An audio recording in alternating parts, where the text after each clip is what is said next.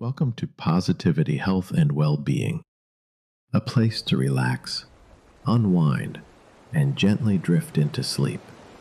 I'm your host, and tonight, you're invited to slow down with one of our soothing bedtime stories. This evening, we journey to the coast, where the quiet life of a lighthouse keeper from days gone by offers peace, reflection, and the perfect path to rest. Let's begin. What if a single journal could transport you to decades of storms, serenity, and untold solitude?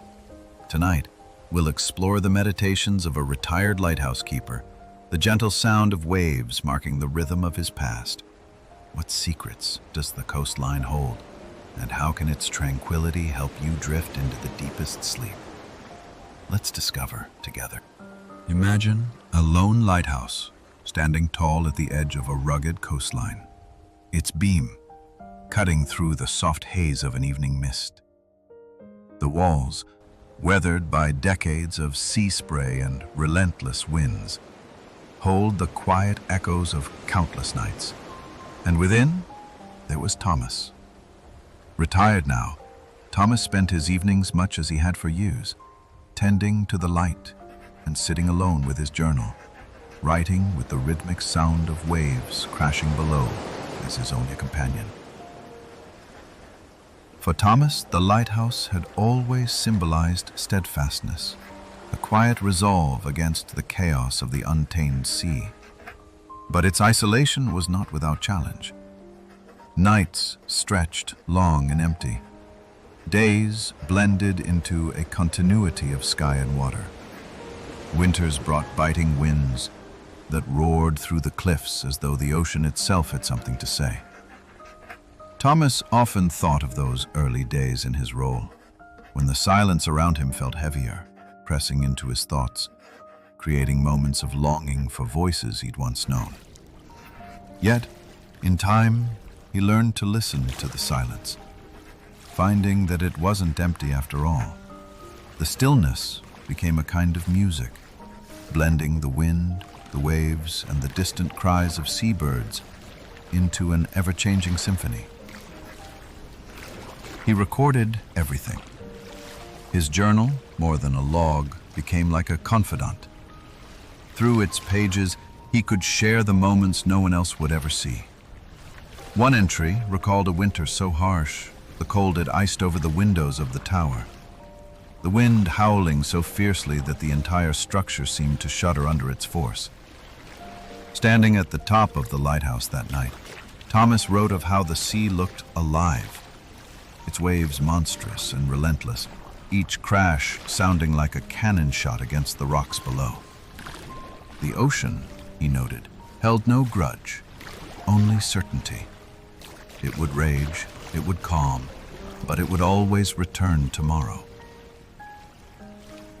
This rhythm of the sea, constant in change, mirrored his own life. Storms would come, but they would also pass. Over the years, researchers have reflected on the lives of lighthouse keepers like Thomas who braved such solitude.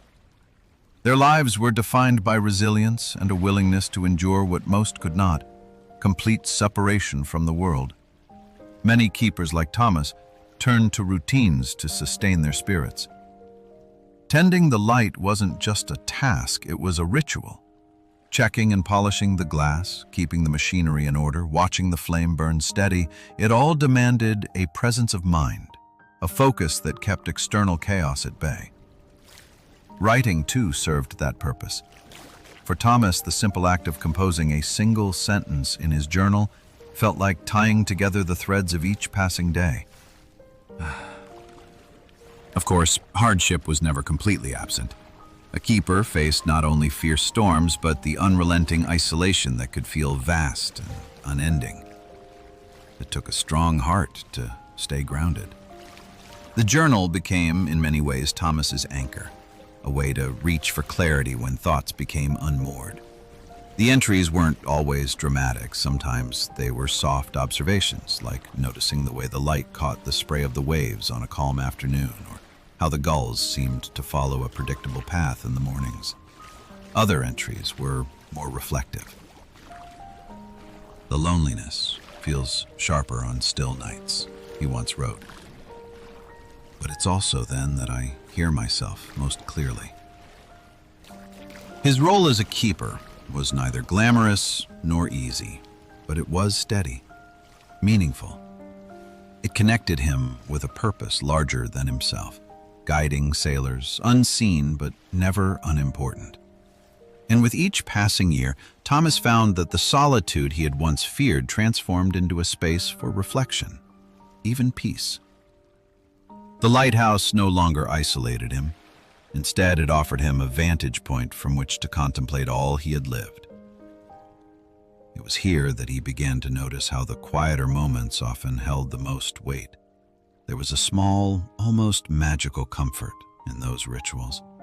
The act of trimming the lamp wick each evening, the steady flick of his pen against the paper late into the night. It all bound him to the rhythm of his surroundings. The world outside, though distant, felt less disconnected when framed through the glow of the lighthouse and the ink of his journal. Over time, Thomas began to see the solitude not as a void, but as an invitation. In the vast emptiness of the sea's horizon, he found what he described as a space to settle my thoughts, to understand where I've been. But solitude wasn't just peaceful, it carried weight, too. There were nights when the roaring of the waves against the cliff forced Thomas to confront his own fears, the vulnerability of being so small in such a vast world. And yet, it was precisely in those moments that he learned. Solitude became his teacher, shaping him to withstand some of life's harder lessons while finding serenity in each. Small rituals kept him grounded, but the sea was never far from his thoughts. He often wrote that the storms felt alive, as if the ocean carried its own stories to share with the lighthouse walls. Each crash of the waves reminded Thomas of the ceaseless passage of time, the unstoppable forces of change. And so his reflections continued, merging with his surroundings until there was no boundary between his thoughts and the world of water, stone, and sky. But solitude wasn't always calm. Sometimes the sea itself had stories to tell. Okay, let's settle in for a moment and picture what it must have been like during the storms. Thomas wrote about these nights often, as if the act of capturing the chaos on the page allowed him to find order within it. The storms weren't rare along this stretch of coastline. Some rolled in quickly, flashing their presence with short bursts of violent rain and sharp winds, while others seemed to settle for days, battering the lighthouse with every ounce of their strength. When the lightning streaked across the sky, it would illuminate the world for the briefest instant, revealing waves that rose high and crashed fiercely against the rocks below. The tower shook sometimes, a deep, shuddering movement that Thomas could feel in his chest. Yet night after night, through every storm, the light held steady, its beam cutting through the darkness, a small but constant reassurance. For Thomas, these storms were a source of both fear and awe. He described one night when the thunder rolled so low and long that it felt like the earth itself was groaning. It was as if the sound had come up from beneath the waves, he wrote, rather than from above. The wind raged, slamming into the lighthouse again and again as rain lashed the windows, hard as pellets. From the safety of the tower, he would watch the sea's fury unfold, unable to pull his eyes away from the chaos outside. The storm, in all its ferocity, was alive, wild, unpredictable, but strangely beautiful. The thunder, the waves, the wind, they became a kind of symphony, Thomas wrote, each part crashing in over the other, blending and building something almost deliberate. It's this strange rhythm, this symphony of nature, that might feel familiar to us in quieter moments. The untamed sea mirrors the restlessness of the mind. Its storms a reflection of those turmoil-filled nights where thoughts race and worries churn like unrelenting waves. But just as Thomas found calm in the presence of the lighthouse, its constant, unfaltering light, we too can find steadiness in accepting these storms as temporary. That's the thing about them. No matter how wild they seem, they always pass. The rains slow, the winds die down, and the skies clear, leaving a deep stillness in their wake. Interestingly, studies on natural sounds like ocean waves and rainfall have shown they can lower stress and even help people sleep. The rhythm of waves mirrors certain brain patterns, especially the ones connected to relaxation. The way that rain falls, a soft, irregular tapping, can help soothe a busy mind by mimicking the randomness of nature. It's no surprise, then, that Thomas found these sounds reassuring even during the fiercest storms. What might feel loud or chaotic during one moment could become a lullaby as soon as the mind shifts to listen, letting the external noise blend into a soothing background hum. But not every storm ended without its mysteries. Thomas's journal held one particular entry, written over several tightly packed pages, recounting a light he had seen one stormy evening far off, over the churning waves. The storm had been one of the most violent he could remember, the wind howling so loudly that even the sound of crashing waves struggled to compete. But through the rain, just as lightning split the sky, he saw it, a faint, flickering light far in the distance, moving as if it were alive. He strained to make sense of it, squinting through the thick, wet glass of the lighthouse lantern.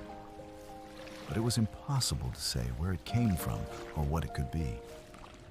For hours, he watched and wondered. Every flash of lightning seemed to bring it closer, but the gaps between the flashes felt eternal, leaving him to question whether he'd seen the light at all. Finally, towards dawn, the storm began to fade. Slowly, the flicker disappeared too, melting back into the calm horizon as though it had never been. Nothing was out there, Thomas later wrote. Only the storm playing tricks, bending light across the waves. What had seemed so real was, in the end, just a fleeting illusion, a reminder, as he called it, of the fragile nature of fear. Storms, Thomas realized, had their own way of interpreting the world around them. What they presented was distorted and exaggerated, but rarely permanent. As the skies cleared and the waves quieted, even the wildest storm left behind a sea that looked somehow softer, its edges smoothed by the chaos that had passed. This idea stayed with Thomas, lingering in his reflections long after the storms were gone. Through storms and calm seas alike, the coastline surrounding the lighthouse seemed to carry its own ancient wisdom. Its beauty remained consistent, whether under a battering rain or lit by a golden sunrise, as if to remind him, and perhaps us, that the same world that feels untamed can also offer perfect stillness. The coastline stretched endlessly before him, unchanging yet alive in its gentle rhythms. Thomas often wrote about the mornings when the sunrise spilled across the rocks, brushing them with a soft, golden glow that seemed almost warm, even on the coldest days. He'd sit on the narrow ledge outside the lighthouse, wrapped in his thick coat, and watch the birds that circled close to the waves. Their movements were unhurried, gliding through the salty air with effortless grace, as if they too were part of the tide's steady pull. The sea and sky meet here in a way that reminds me how small I am, Thomas wrote. It's humbling, but not in an unpleasant way. It feels more like being part of something so much bigger. It wasn't just the beauty that captured his attention, but the contrast between the changing tides and the rocks that stood firm against them. The water flowed and retreated, rushing forward to meet the land before being pulled back out again, only to return moments later. No wave was exactly the same as the one before it, yet there was a continuity to it all, as though they were part of some eternal rhythm. The rocks, meanwhile, bore the marks of time, the smoothed edges where countless years of waves had worn them down, and the sharp cracks where the pressure of the tides left its mark. "It's strange to think how much the rocks endure," he once wrote. "They're battered day and night, yet here they stand, bearing it all without complaint." Thomas found himself drawn to this contrast, finding meaning in the quiet struggle between the shoreline and the ocean. To him, it reflected the passage of time in his own life. He saw himself in the rocks at times, standing steady as the waves of seasons and years rolled over him. Other times, he felt like the tide, rushing forward with thoughts and feelings that seemed endless, only to drift back and begin again. There was comfort in both. The rocks reminded him of resilience, the ability to remain, while the sea spoke of the inevitability of change. Each moment a brief, unique whisper within a larger, repeating pattern. One of Thomas's favorite rituals was simply sitting by the open window of the lighthouse, watching the waves move in and out. He often described it in his journal as a meditative act, one that settled his racing mind. "Each wave is different if you look closely," he wrote. "The way it curls, the way it breaks, it's never the same twice. But if you step back, it all feels so familiar, so steady, like nothing has changed. It's strange how something can be both calm and in motion, all at once." It was in these quiet moments that he felt closest to the essence of the coastline, as though its consistency mirrored something deep within him.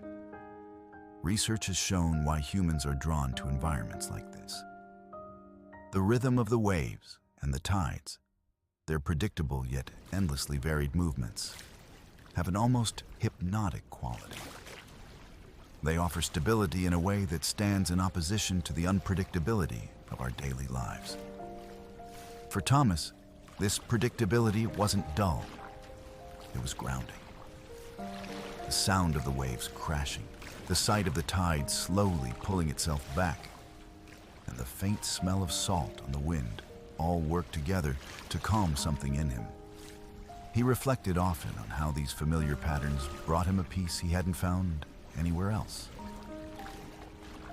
For those who observe the coastline, there's a sense of timelessness in its existence, a reminder that while so much of the world changes, some things remain in their cycles.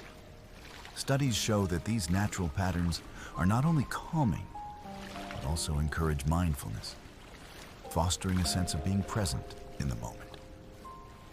For Thomas, this became a daily practice without him even realizing it. The coastline pushed him to watch, to listen, and to simply be. He started to notice the small flashes of life on the rocks, a crab scuttling into a shadow, the glitter of sea foam in the sun, or the sharp cry of a gull racing the wind. They were reminders that life didn't need to be frantic or loud to hold meaning. Over time, this beauty became more than just an observation. It was a teacher. The shifting tide, the steady rocks, and the vast open sea taught Thomas to live more fully in the present. He no longer looked back on the years with regret or reached forward to dreams too far to touch. Instead, he wrote about finding joy in the simplicity of each day. "The sea doesn't plan its tides," he once noted. "It just moves forward, wave by wave, unhurried and sure. If I've learned anything here, it's to do the same. Stay with the rhythm and let it carry you." As Thomas grew older, these lessons became part of him. The coastline taught him patience, and the value of watching things unfold at their own pace. It reminded him to look beyond the storms and see the calm. These patterns of nature seemed to echo his own journey, and with each passing year, he began to feel his story was just one piece of this endless rhythm. As the years passed, Thomas began to see his own life as part of this grand rhythm of nature. Thomas's journal was more than a keeper of routine. It became a reflective space where thoughts could unfold softly, untangled by the rush of daily life. Each page was a record of more than the weather or the lighthouse's operations. It was a place to notice, to sift through moments and offer them meaning. On paper, he preserved pieces of solitude, doubts that crept in during the long nights, and the surprising calm that arose as he sat with those feelings. Writing wasn't a task. It became part of the rhythm of his days, as natural as the ocean's ebb and flow. In earlier entries, you'd find traces of restlessness, fleeting moments of longing. Sometimes, he'd write about the desire for voices that weren't his own, for laughter carried through the air, or even the noise of passing strangers. This place teaches you the sound of silence, one entry began. But listening too long makes you wonder if it's something you want or something you endure. Those words hinted at isolation's edge, where solitude could feel like an empty weight. But as the years passed, you could see the shift, as though he'd started listening differently, not just to the quiet, but to what it offered back. Writing became his way of walking through it, one thought at a time. The page became a space where the stillness could unfold into understanding. One entry, written on a crisp evening bathed in moonlight, captured something beautiful. "Time is like the tides," he wrote. "Constant, but always moving forward. Each moment present, but already slipping away. The waves undo the shore and make it again, never the same, but always familiar." There was peace in that observation, and in a way, it mirrored how Thomas began to approach time itself. His journal became a companion in that journey, a place where the fleeting moments, the golden minutes of sunset, the sudden gust of sea air, could be recognized, held briefly, and then let go again. Studies suggest that writing helps bring clarity. It makes space for thoughts to slow down and settle, much like the gentle pause of an incoming tide. Thomas might not have known the research, but he felt it. The act of putting pen to paper pulled his wandering mind into focus. By translating his emotions and observations into words, he could release the weight of them, finding balance in the process. He often noticed how the very thoughts that seemed tangled in his head became softer, simpler once they lived in ink instead. Journals, much like the rocks along the coastline, seem unassuming on the surface, yet they hold endless depth within. The practice also gave Thomas a new lens for the world around him, as though each day brought a small lesson waiting to be uncovered. The sunrise wasn't just light breaking. He described it as time stretching itself awake, spilling across the sea. That metaphor wasn't for anyone else, its purpose not to impress, but to reflect.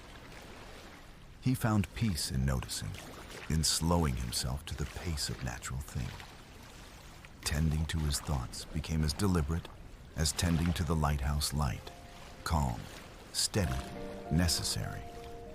Journaling has long been linked to benefits for the mind, easing stress, sharpening self-awareness, even anchoring us in uncertain times. For Thomas, these pages provided something close to grounding, a tether connecting him to the days that might otherwise blend into one another. Long after the storm raged or the sun dipped below the horizon, his words reminded him of where he'd been. And in those moments of stillness, when the only sound was the soft scratch of a pen and the faint crash of distant waves. He found clarity. He found himself.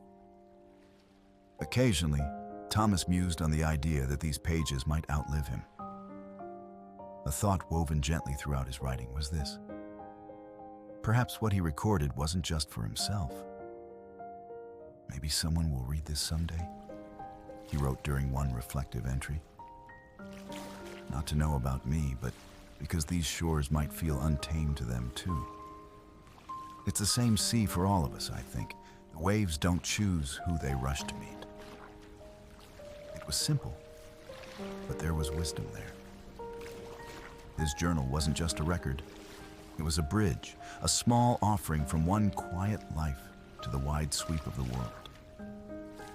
In the end, Thomas saw those pages as more than a collection of entries.